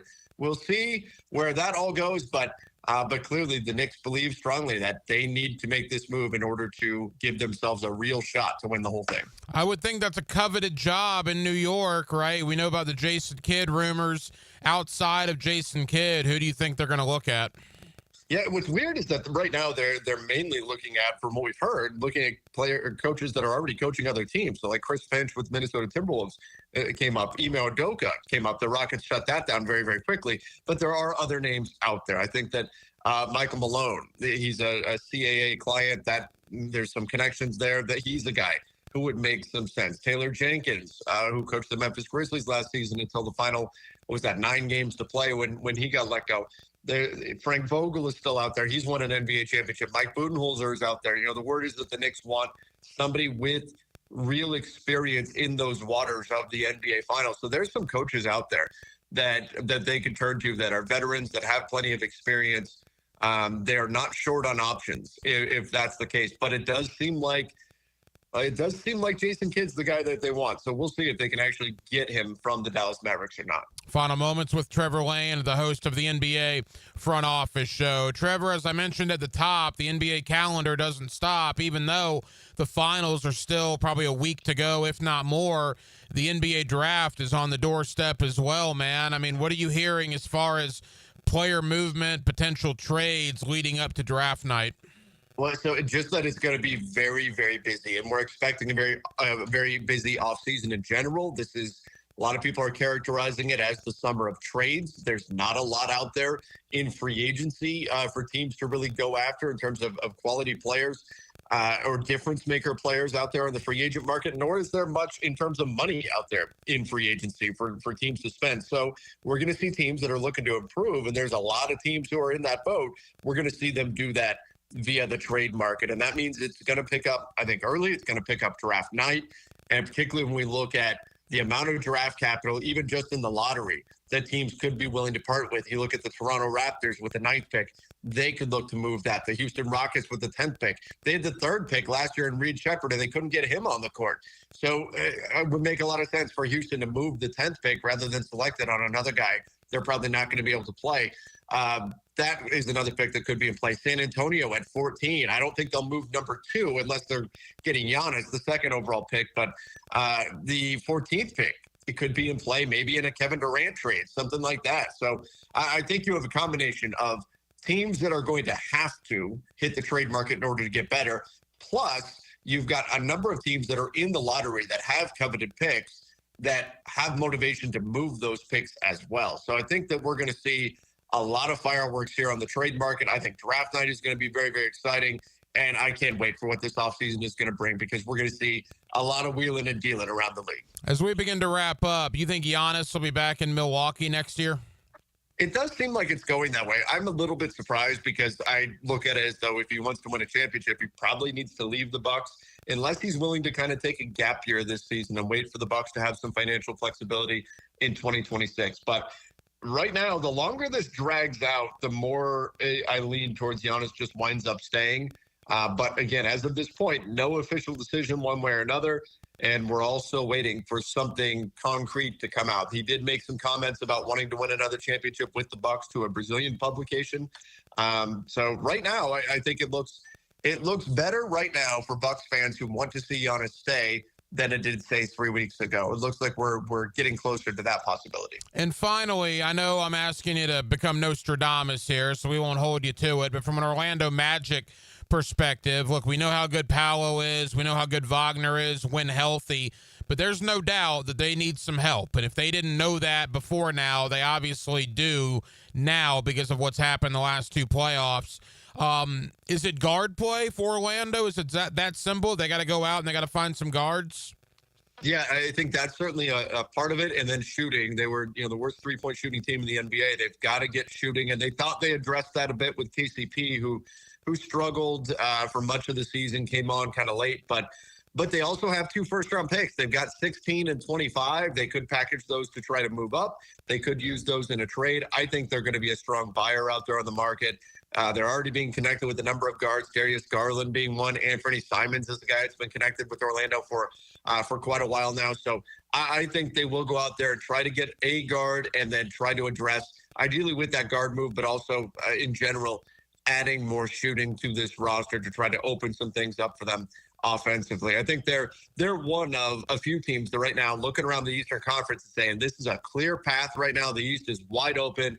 Why not us? Why can't we be the team to make a run next year? So I have Orlando as one of the strong buyers out there on the market. And then final question, you mentioned 16 and 25. I mean, if Walter Clayton's available at one of those spots, they got to strongly consider that, correct? Sure. Yeah. They definitely have to consider that. I do think those are picks that'll be potentially in play on the trade market, but Orlando can be aggressive in terms of going after whoever it is that they identify as the top value there. So there's a number of players that they can target, Clayton certainly being one of them, but I think they're well positioned in this draft right now to do any number of things, including trade out, maybe trade up in order to try to get their guy, or just keep these picks and try to add a couple of players here in the first round. Trevor, tell the good folks here in Jacksonville, the NBA front office show, also your work on Lakers Nation, where they can find you. Sure, yeah. You can find me over at the LakersNation.com YouTube channel, as well as podcast feed. I'm covering the Lakers there every day, as well as the NBA in general over on the NBA front office show, as well as the basketball bulletin. So I'm on a number of different places, but yeah, covering the entire league as well as the Lakers. And if you guys want to find me individually, you can find me over on X at Trevor_Lane, on Instagram, Threads, Blue Sky at Trevor Lane NBA. It's a very busy time of year for Trevor Lane. Trevor, we certainly appreciate you taking time out. We'll talk again soon, pal. Sounds good. Thanks for having me. Jaguars, Gators, Seminoles. Jacksonville's football station, 1010XL, 92.5 FM.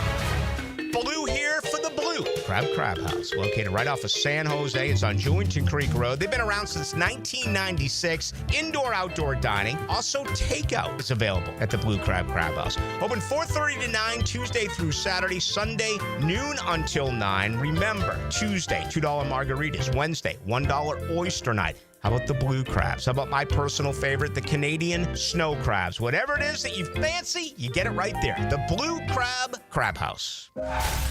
They were right. It could have waited. I can't believe it happened to me. Reaching to check my phone. Now my family has to hear that I'm never coming home again. Officer? I'm so sorry. I have some very sad news to share with you. Every day, 9 people on Florida roadways don't make it home. I was one of the people that didn't make it home. Ride with Do Not Disturb. Every trip, every time. Let's get everyone home safely. A message from Florida Department of Transportation, Target Zero. For more information, visit targetzerofl.com. Rick Ballou for Coy Dental. That's right, Carlson Dental is now Coy Dental. Dr. Lee has been practicing there for 9 years, has purchased the company. The Coy Dental team still has the same great dentists and staff. And remember, if you get nervous visiting a dentist, don't. There's never a problem at Coy Dental. With light sedation for cleaning and deep sedation for all your restorative needs. Coy Dental, 2 locations in Jacksonville. Hey everybody, Jennifer Marion with Randy Marion Cadillac in Jacksonville here to say hello, and we'd sure like to have your business. You know what? They're going to love the king of price. My dad believes in making great deals and having a great selection in stock. Cadillac XT4s, XT5s, and XT6s, and Escalades. The all-electric Cadillac Lyriq. CT4s and CT5s. Cadillac luxury and selection is just waiting for you. At Randy Marion Cadillac, Southside Boulevard, Jacksonville. And don't forget, tell them Jennifer sent ya. You don't think this would be a good moment to text somebody? There's never a bad moment to share your opinion on the 1010XL text line. Designed by Lifetime Enclosures. Share your opinion As soon as possible. at 641-1010.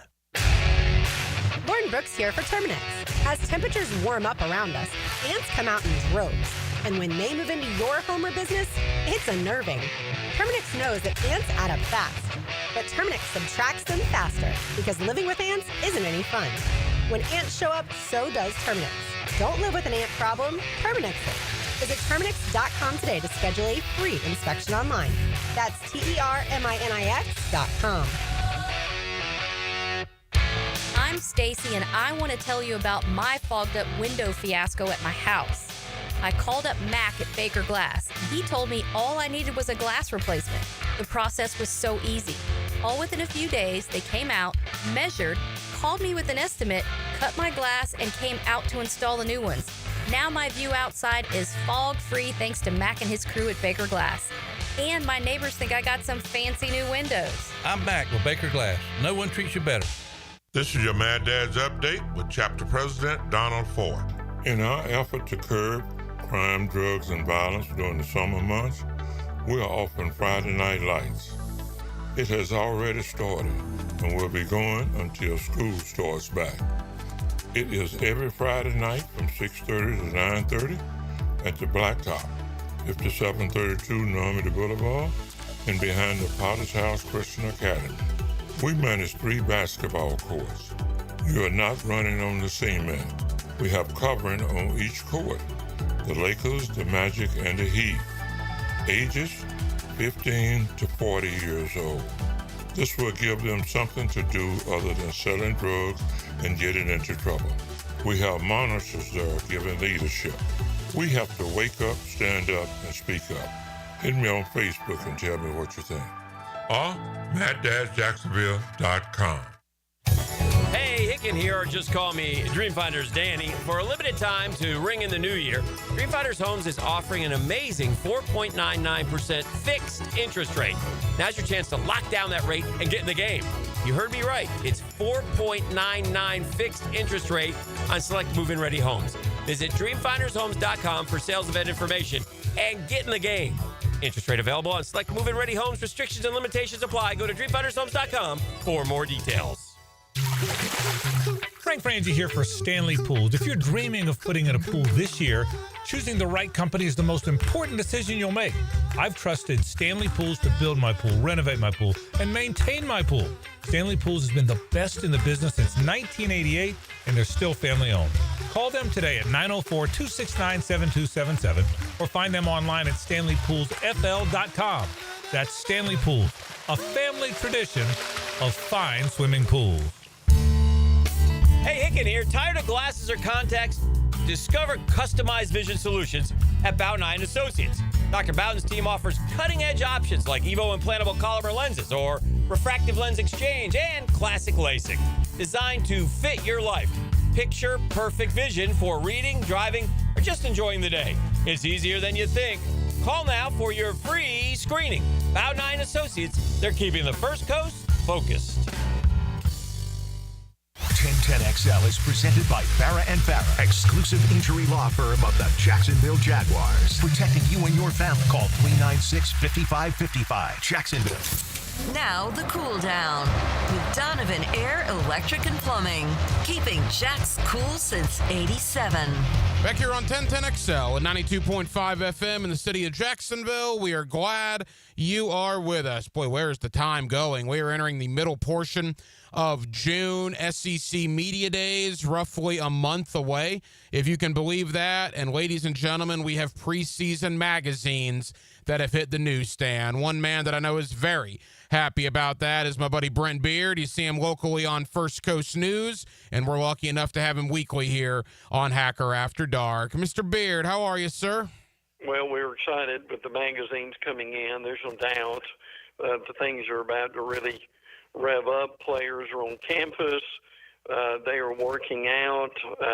SEC Media Days, July 14th through the 18th. It's coming up. And yes, it's wonderful to have a copy of Lindy's and Athlon in hand. And like I told you, there's just something about preseason college football magazines. I know everything's digital now, and we understand that, and that's the way the world is going. And maybe this shows our age a little, Brent. But to me, preseason college football magazines are almost a rite of passage. Going back, I think I got my first one in like 1994, and I haven't missed a year since. I mean, I just love getting either Lindy's, Athlon, Phil Steele, or honestly all three. Yeah, I do too, absolutely. And there may be one or two minor magazines that come out.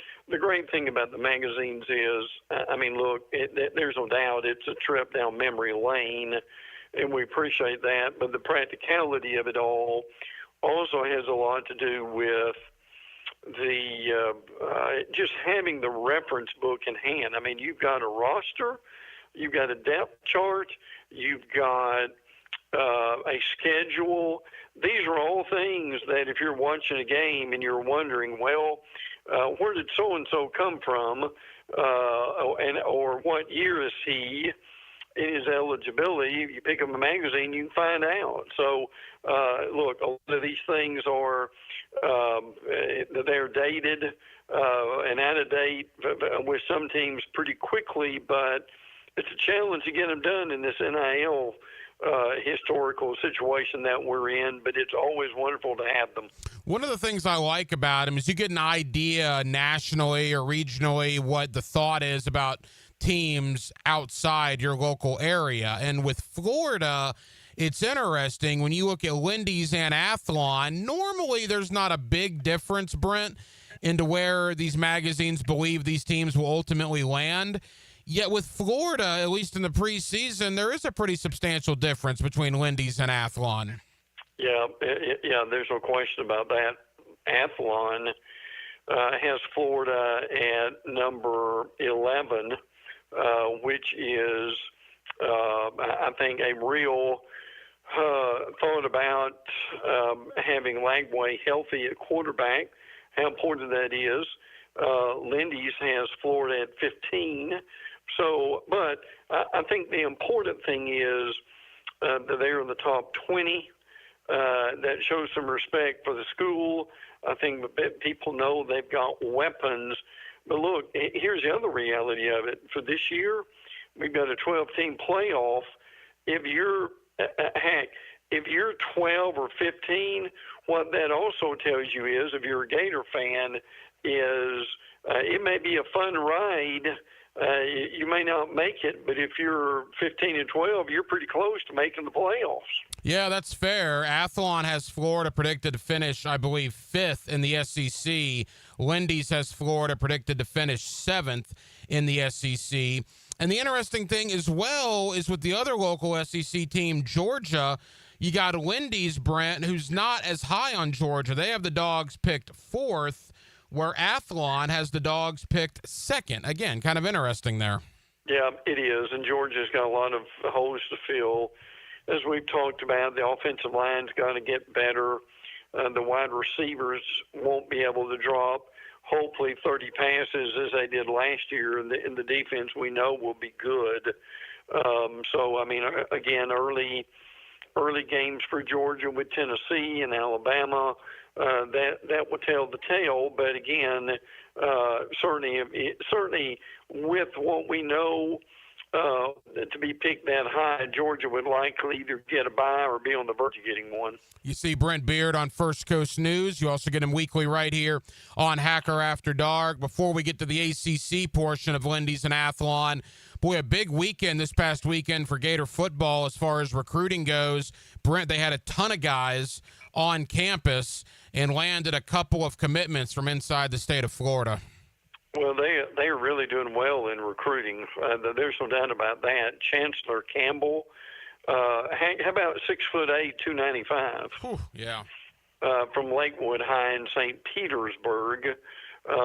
So that's rather impressive. I mean, they continue to bring guys in that staff, they really know what they're doing. And I think that's very evident. One of the things that also came out the other day, and I won't go into deep detail with it, but the Florida-Georgia game, obviously in Atlanta, and then in Tampa, we've got numbers for what that's going to be in Atlanta coming up in 26.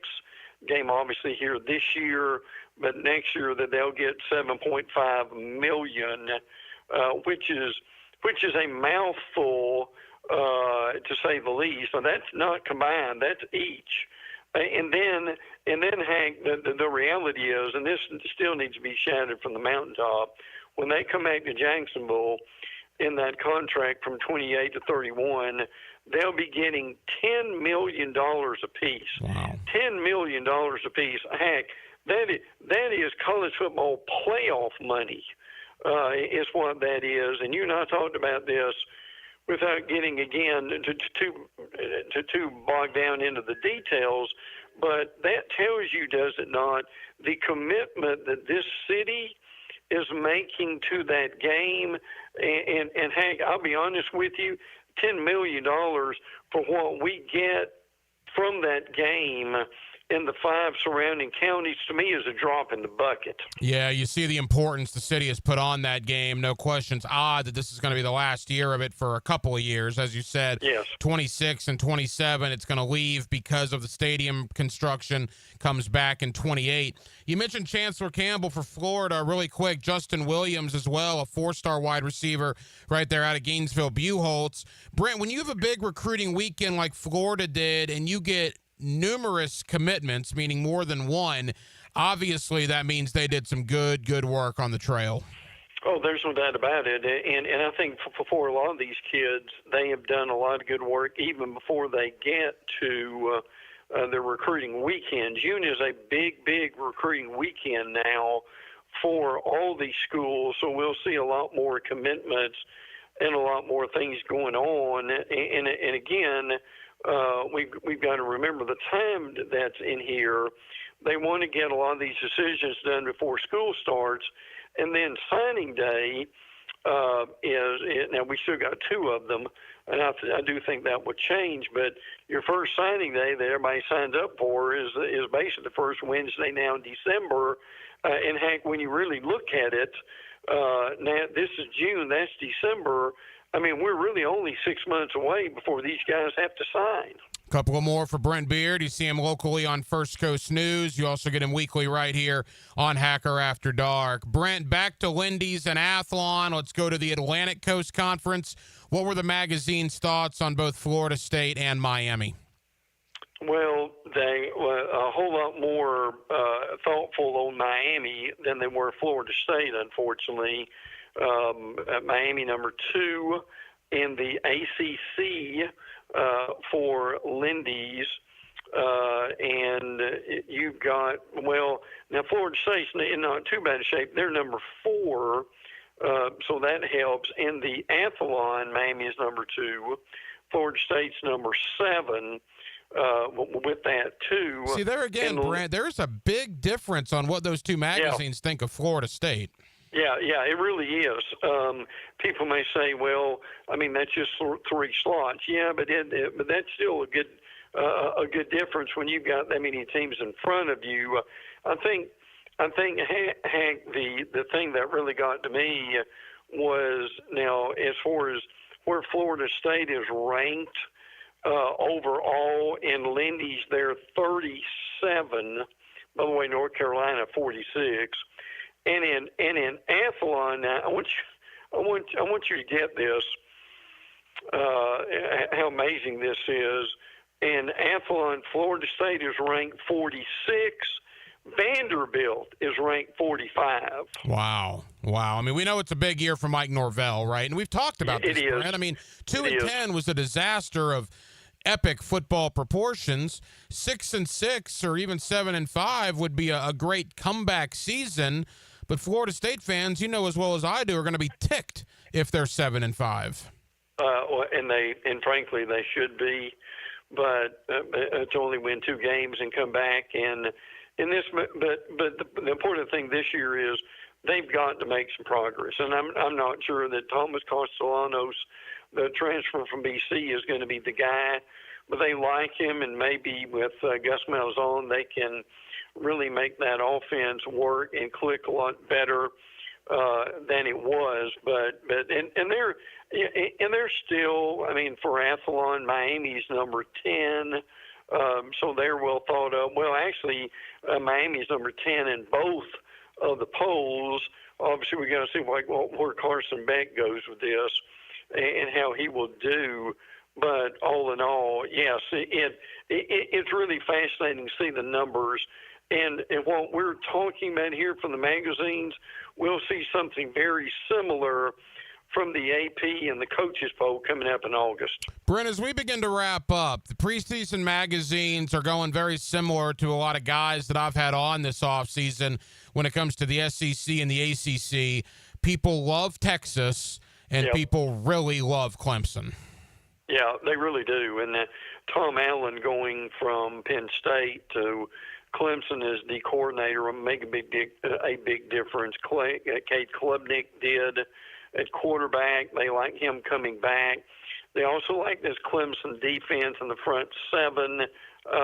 That is a lot of the reasons why they love them. And similar with Texas, they believe Arch Manning is going to be great at quarterback, but Texas has a lot of really good players all the way around. Hank, I don't know, frankly. I know Penn State is like number 2 in Lindy, and well, they're 2 in Lindy's, and also in Athlon. I'm just not sure. I know they had a great year last year, going deep in the playoffs, but I'm not sure James Franklin coach team can do that 2 years in a row. Brandon, we got 90 seconds. Leave us with this. Anything you think the good folks here in Jacksonville need to know when it comes to the SEC, the ACC, Florida, Florida State, wherever you want to go? Well, obviously the big thing that we've got going on, I mean, we had the House versus Nation settlement on Friday night, and we're still trying to dig out of that to kind of see where a lot of things are going to be. But I do think there'll be some things that will begin to happen that we really need to happen. The SEC's got to decide before the season begins, do they go to 8 or do they go to 9 or do they stay at 8? And then the other big thing coming up by December the 1st is going to be we're at 12. Do we go to 14 or do we go to 16? So those really are the two major things that are going to be happening.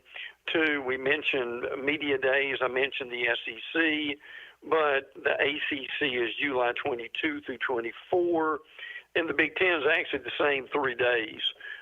So you've got dueling conferences going on with media days. And the Big 12's coming up before anybody. They're the July the 8th to the 9th. So it gives you a little bit of an indication, doesn't it, Hack, what we're getting ready for over the next little bit. And if I may throw something locally in here, we're also excited about High School Media Day coming up on August the 1st, which is a Friday.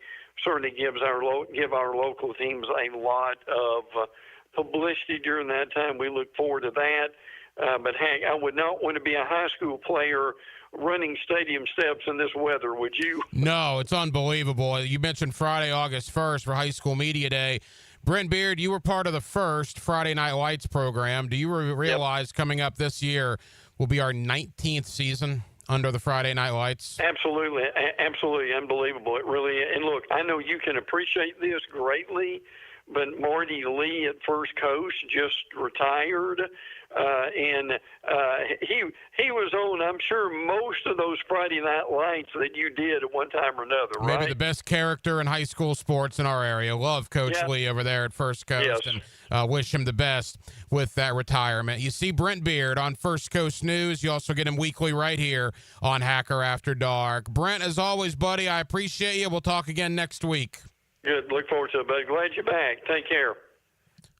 And thank you to my buddy Brent Beard. You see him locally on First Coast News. You also get him weekly right here on Hacker After Dark as the preseason magazines, at least a couple of them, Wendy's and Athlon, are out.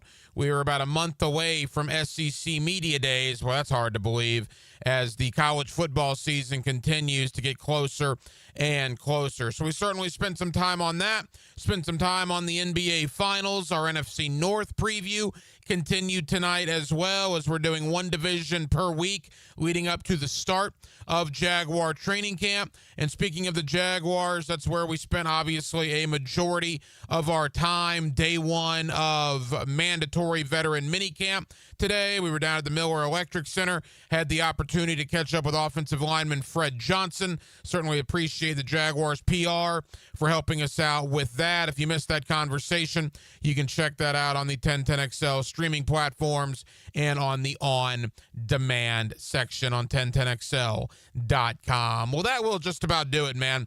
Very, very busy Tuesday night. We certainly appreciate you guys hanging out with us here on 1010XL and on 92.5 FM. We have a ton of people to thank. Again, my buddy Brent Beard. You see him locally on First Coast News. You also get him weekly right here on Hacker After Dark. Thank you to Trevor Lane, the host of the NBA Front Office Show, for talking NBA Finals with us.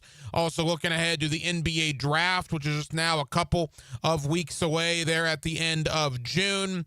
A special thank you to Andy Herman of the Pack-A-Day podcast and the Pack-A-Day radio show. Andy is our guy when it comes to the Green Bay Packers. Last night, we were in Detroit. Tonight, we were in Green Bay. Tomorrow, we will round out our NFC North preview with stops in both Chicago and Minneapolis, talking about what I think is the best division in football, that being the NFC North.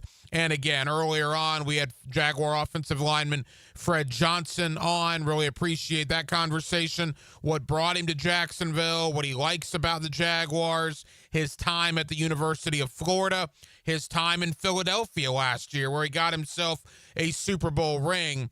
Again, Fred Johnson, really enjoyed talking to one of the newest Jaguar offensive linemen earlier today. I'll be back down at the Miller Electric Center tomorrow for day 2 of mandatory minicamp, talking with another offensive lineman, rookie Wyatt Milam, the 3rd-round pick out of West Virginia. Scheduled to talk with Wyatt tomorrow after practice, and you will hear that conversation tomorrow night right here on Hacker After Dark. Dylan Denmark was your producer tonight. Dylan, great job as always. I'm the Hacker Ryan Green. And again, Jacksonville, thank you for spending part of your Tuesday evening with us right here on Hacker After Dark, on 1010XL, and on 92.5 FM. So for all of us here on HAD, have an absolutely terrific remainder of your Tuesday evening, and we will talk to you again tomorrow night on a Wednesday.